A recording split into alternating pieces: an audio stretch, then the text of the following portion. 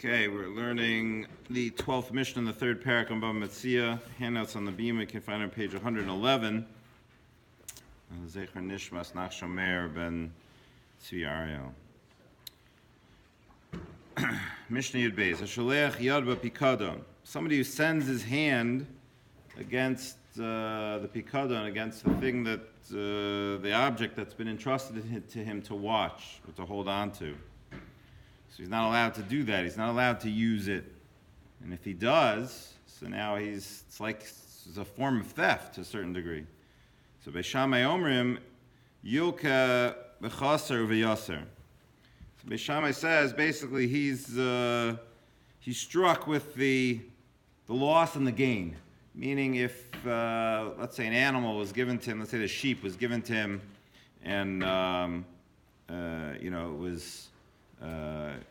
it was an animal that the sheep was full of wool, and now it's been sheared, so he has to give back to the fellow. He has to give him back the sheep itself and the gain from the shearing, or the other way around. Meaning if it was given to him and it didn't have the wool on it, and now it does, he gives back the now value of the sheep with the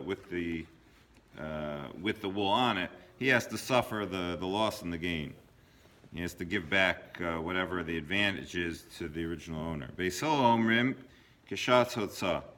Beis Hillel says you have to give him back what it was that he gave you. Whatever it was he gave you at the time that he gave it to you, that's what you have to give back. Rabbi Akiva Omer Keshatz Hatviyah. Rabbi Akiva says you have to give him back from the time that he requests it. He says, hey, give me back my thing. So at that time, meaning whatever the value of the thing was at that time, that's what he has to give it back. When he actually comes to require it, because that's when he expects to get it back, so that's what he has to give back. Somebody who has in mind that he's going to use the thing that's been entrusted to him, Beis Shammai Omrim Chayav.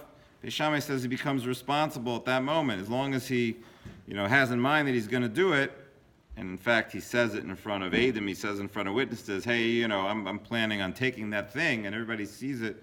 He becomes responsible even if he hasn't touched it. Beis Hillel Omrim Eino Chayav Ad Sheyishlach Bo Yad.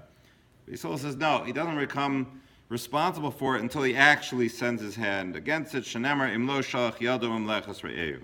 It says in the pasuk, whoever has not put his hand against his friend's thing. So Keitzad, how does that work? Hita sachaves v'natal himena revius. So let's say a guy entrusts him with a barrel of wine.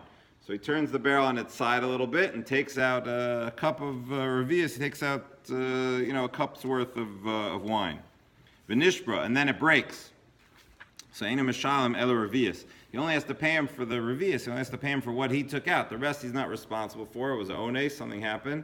But the fact that he took that out, he stole it, as it were, and he wasn't allowed to, so then he's responsible for that.